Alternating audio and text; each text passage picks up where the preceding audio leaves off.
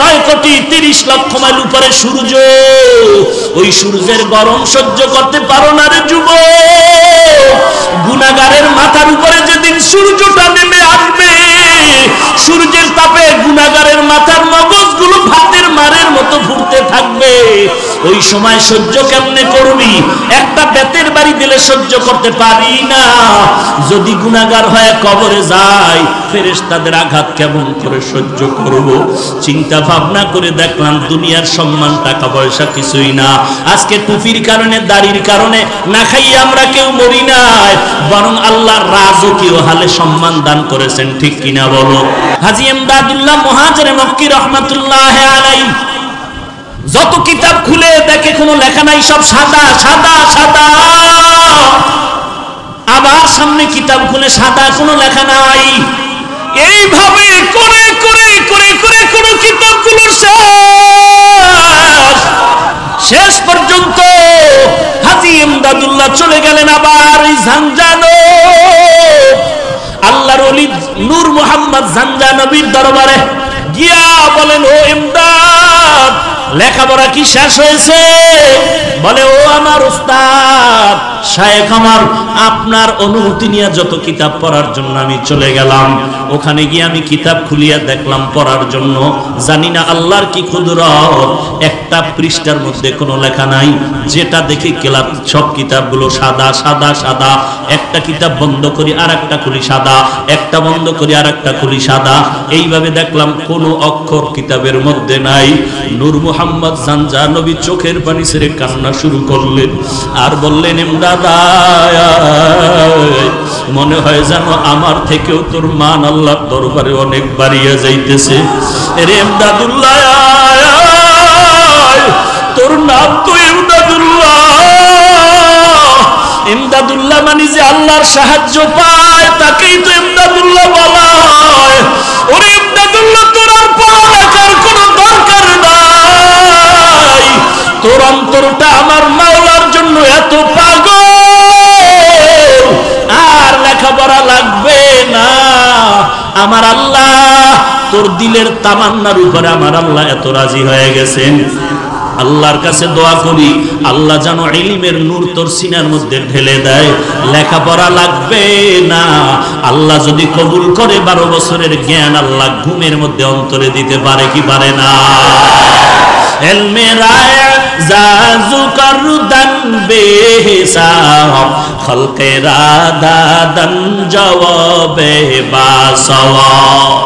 এই আল্লাহর বান্দা কাফিয়া পড়ার পরে আর পড়তে পারে না, কারণ পড়ার জন্য যে কিতাব খুলে দেখি লেখা নাই সাদা সাদা সাদা। এই ইমদাদুল্লাহ কেমন একজন আল্লাহর কুতুব! এই হাজী ইমদাদুল্লাহ আমার নবীর সামনে যখন দুরূদ পড়তেন, নবীর দরুদে দাঁড়ায় যাইতেন। এই হাজী ইমদাদুল্লাহ যখন বসতেন ঘুমাইতেন, পাও দুটো বাঁকা করে বসতেন ঘুমাইতেন। কেউ প্রশ্ন করছেন, শায়েখ আপনি পাও সোজা করে কেন ঘুমান না?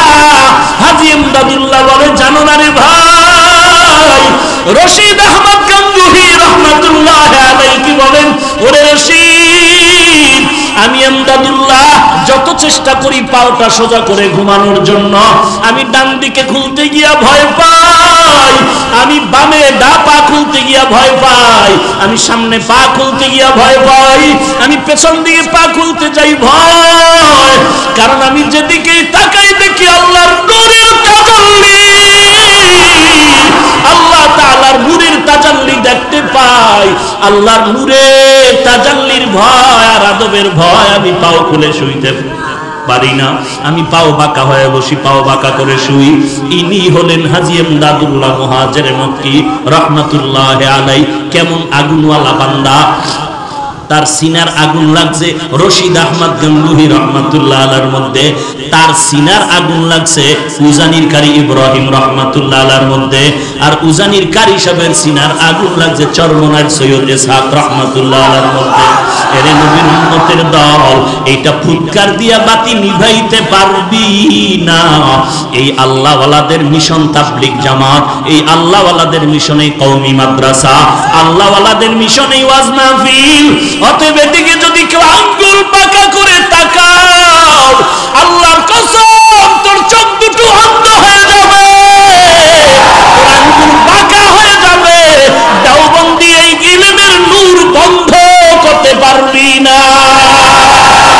টুপির কারণে সম্মান কমে নাই বেড়েছে, কোরআন পড়ার কারণে সম্মান কমে নাই বেড়েছে, সার্টিফিকেট না থাকার কারণে সম্মান কমে নাই বেড়েছে। অতএব এখন দুনিয়ার জিন্দেগি পাইলাম, আখিরাতের জিন্দেগি যেন নষ্ট হয়ে না যায়, এই জন্য গুনাহের পথে যাই না। আজকে যদি শার্ট প্যান্ট টাই লাগাইয়া একটা হারমোনিয়াম নিয়ে রাস্তায় গান গাইতাম, কে আমার গান না শুনতো? কিন্তু না না, দুনিয়াটা কিছুই না, এখানে আসছি ঘর পর্যন্ত যাওয়ার গ্যারান্টি কারো হাতে নাই। চোখ দুইটা বন্ধ করে তাকায় দেখলাম লেখাপড়ার জীবনে কত বন্ধু বান্ধব ছিল, আজকে নাই। লেখাপড়া খেলার মাঠে কত বন্ধু নিয়ে আড্ডা দিছিলাম, আজ অনেকেই নাই। এমন একটা দিন খবর আসবে তুমিও নাই, জমিনের মধ্যে আমিও নাই। এরে আল্লাহর বান্দা, মরণ থেকে পালানোর কোনো সুযোগ নাই। অতএব পায়ে হাত রেখে বলি রে যুবক, পা দুটো আগায় দাও, আমি পায়ে হাত রেখে বলি, আর নবীর কাদাসটারে যুবক, তোর মতো যুবক স্কুলে পড়ে, কলেজে পড়ে, নামাজ বাদ দেয় না? নাই। তোমার মতো যুবক কোটি টাকার ব্যবসা করে, হালাল খায় হারাম খায় না, অভাব নাই। তোমার মতো যুবক ব্যবসা করে, মিথ্যা কথা বলে না, অভাব নাই। তোমার মতো যুবক ড্রাইভারি করে, নামাজের সময় নামাজে দাঁড়ায় যায়, অভাব নাই। তোমার মতো যুবক সন্তান ব্যবসা করে, শ্রমিকের কাজ করে, এক ওয়াক্ত নামাজ বাদ দেয় না, বলো তুমি কেন পারবা না? চোখ দুইটা বন্ধ করে একটু তওবা করো। এরে আল্লাহর বান্দা, বালিশে মাথাটা লাগায় যখন ঘুমাও, অন্তরকে জিজ্ঞাসা কর, কত মানুষ ঘুমের ঘরেও তো মরে যায়। তোমার আমার যদি ঘুমের ঘরে আজরাইল এসে হাজির হয়ে যায়, কি জবাব দিবি রে যুবক? পা দুটো আগায় দে, আমি পায়ে হাত রেখে বলি, গুনাহের কাজ করিস না রে যুবক, তওবা কর, তওবা কর, আল্লাহর কাছে তওবা কর।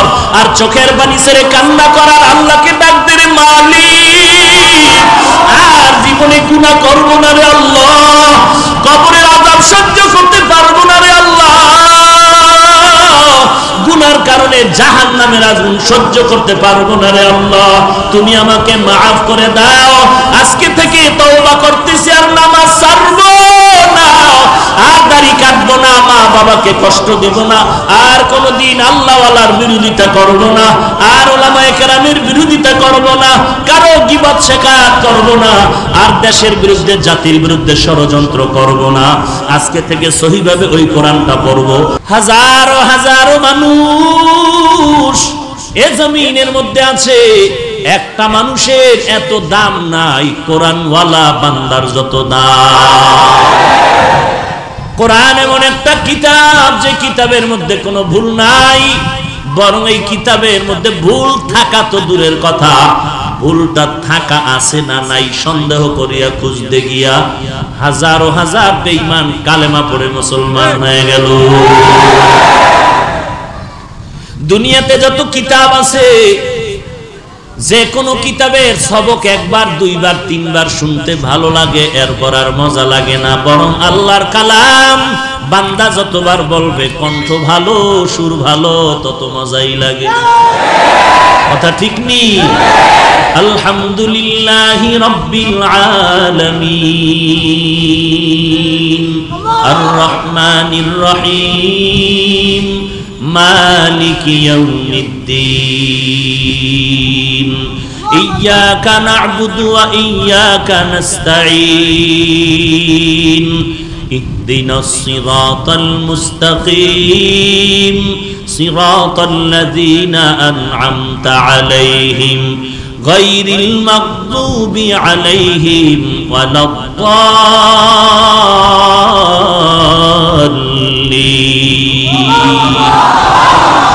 আল্লাহর কালাম যত পড়ে ততই মজা আর মজা, কারণ এই কোরআন কার? ইন্নামাল মুমিনুনা আল্লাযীনা ইযা যুকিরাল্লাহু ওয়াজিলাত কুলুবুহুম ওয়া ইযা তুলিয়াত আলাইহিম আয়াতুহু যাদাতুহুম ঈমানা ওয়া আলা রাব্বিহিম ওয়া আলা রাব্বিহিম ইয়াতাওয়াক্কালুন।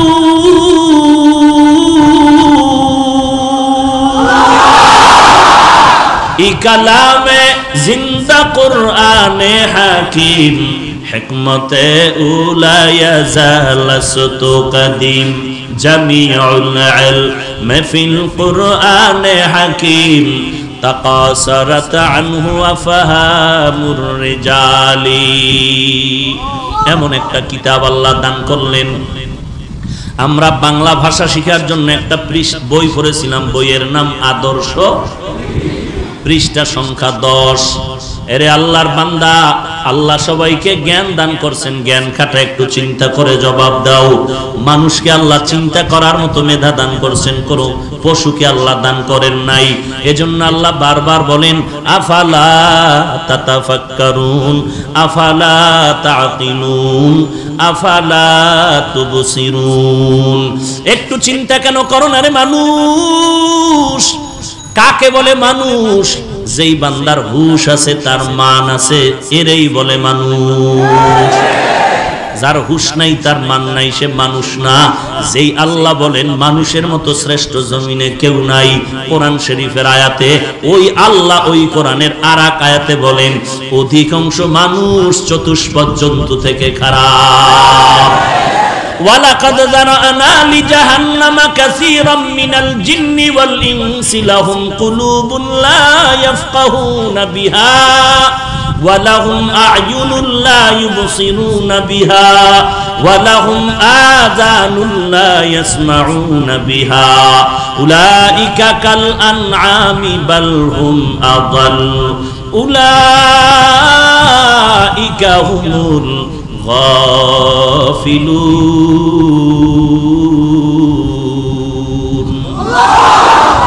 আল্লাহ বলেন অধিকাংশ মানুষ আর জিনের জন্য জাহান্নাম।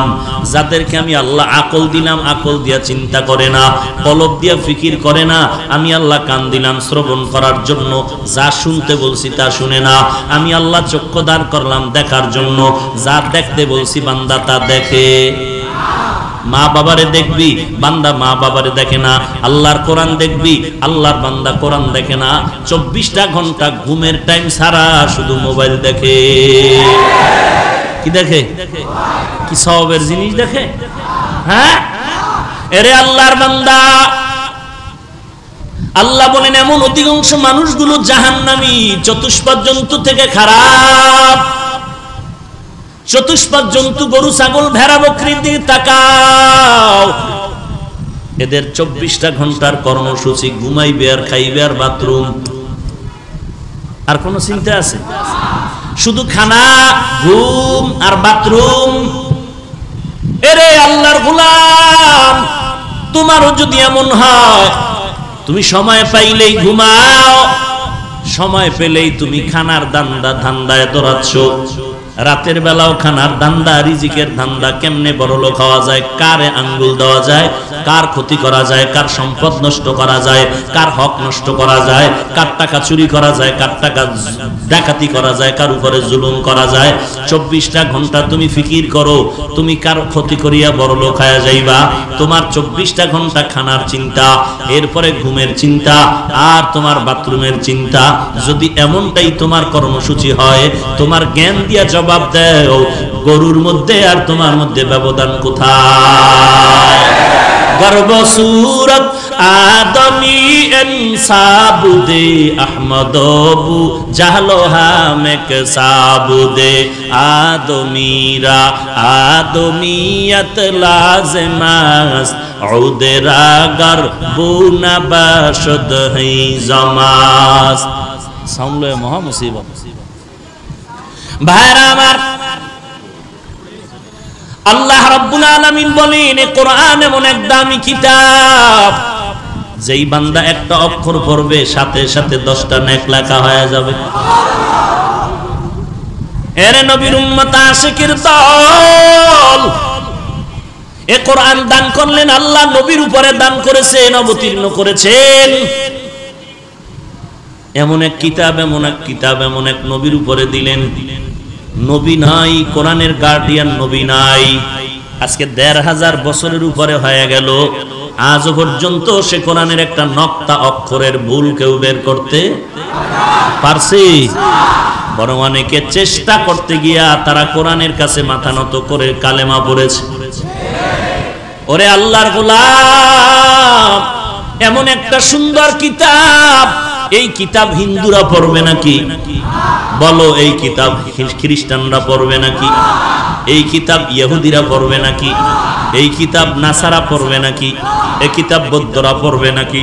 কারা পড়বে? আজকে বড় দুঃখ লাগে, মুসলমান কোরআন পড়তে শিখে না।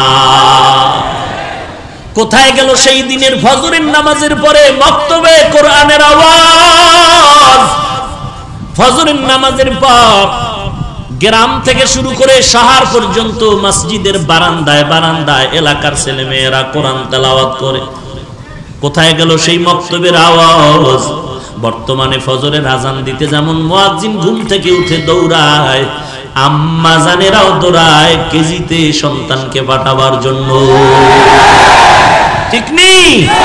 हकीकत से तू दुनिया बेखबर है, दुनिया की नुमाइश पर नजर है।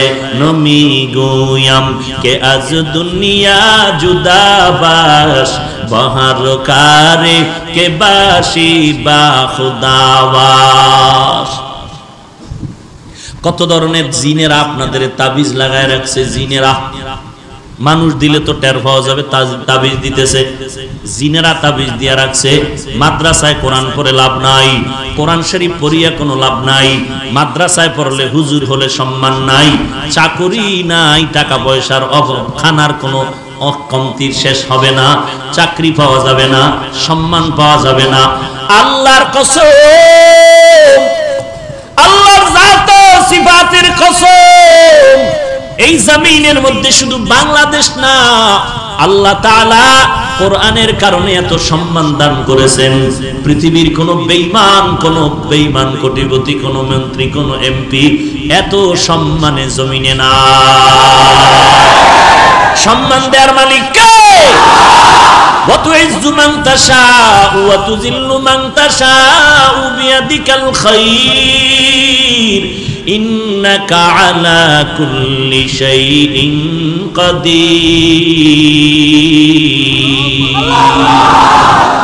সব ক্ষমতা কার? আরো জোরে বলেন।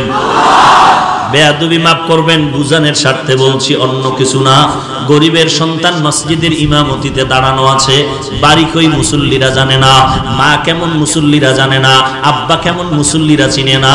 ওই ইমাম সাহেব গরিবের সন্তান, লেখাপড়ার জীবনে বান্দা টাকা ছিল না, জামা কিনার টাকা নাই, লঙ্গি কিনার টাকা নাই। কত মানুষ কিতাব কিনে দিয়েছে, একটা লঙ্গি কিনে দিয়েছে।